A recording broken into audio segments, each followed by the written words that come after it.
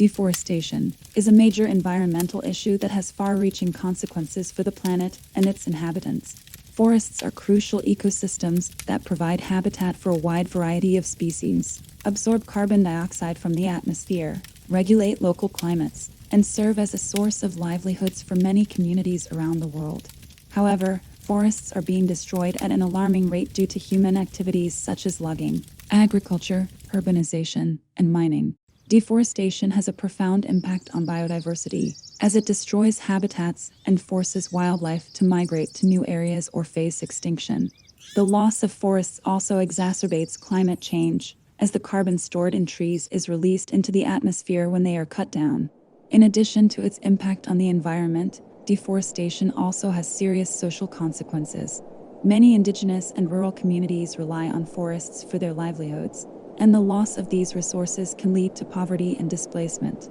Furthermore, deforestation can result in soil erosion, reducing the productivity of land and increasing the risk of natural disasters such as floods and landslides.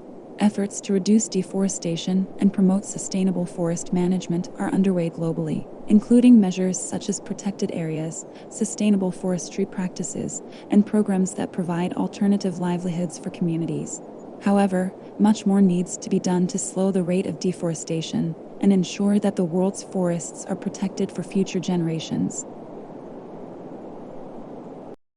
Pollution is a major environmental problem that affects the health and well-being of both humans and wildlife. It refers to the presence or introduction into the environment of substances that are harmful to living organisms and the natural world. There are many types of pollution, including air, water, soil, and noise pollution. Air pollution is a significant environmental problem that affects the health and well-being of people and wildlife worldwide.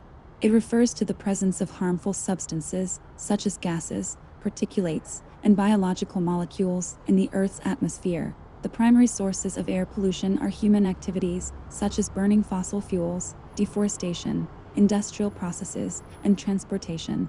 Air pollution has far-reaching impacts on human health, causing respiratory problems, heart disease, and stroke, among other conditions.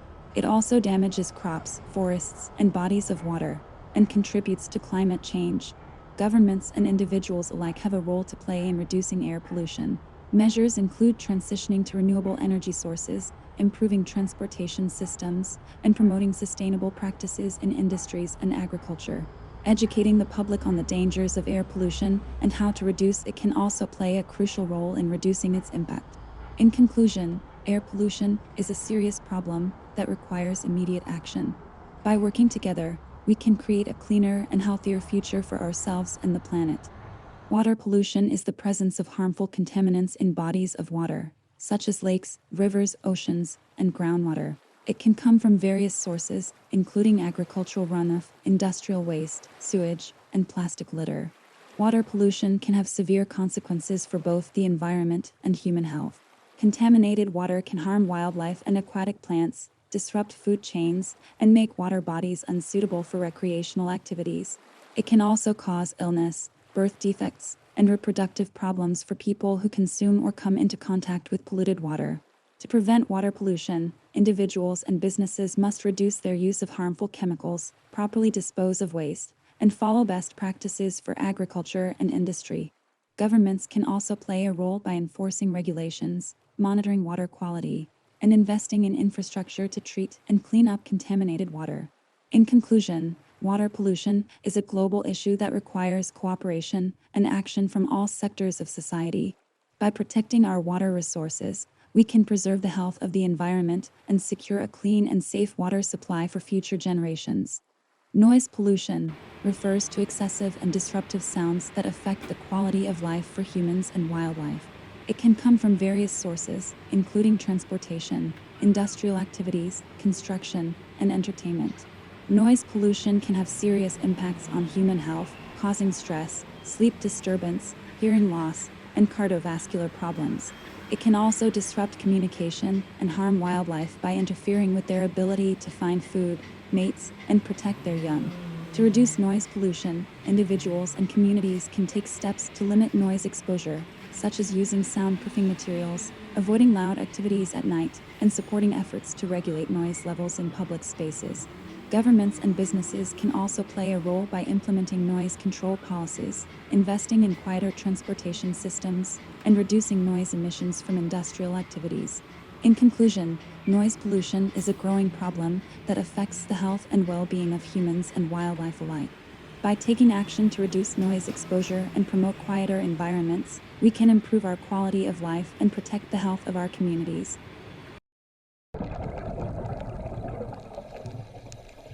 Overfishing refers to the practice of catching more fish than the ocean can naturally replace, leading to a decline in the population of certain species.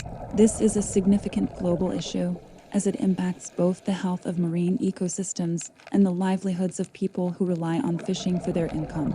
Overfishing is caused by a combination of factors, including advances in fishing technology, increased demand for fish, and the mismanagement of fishing resources. If we continue overfishing at the current rate, many species may become extinct, and the delicate balance of the ocean's ecosystem could be permanently disrupted.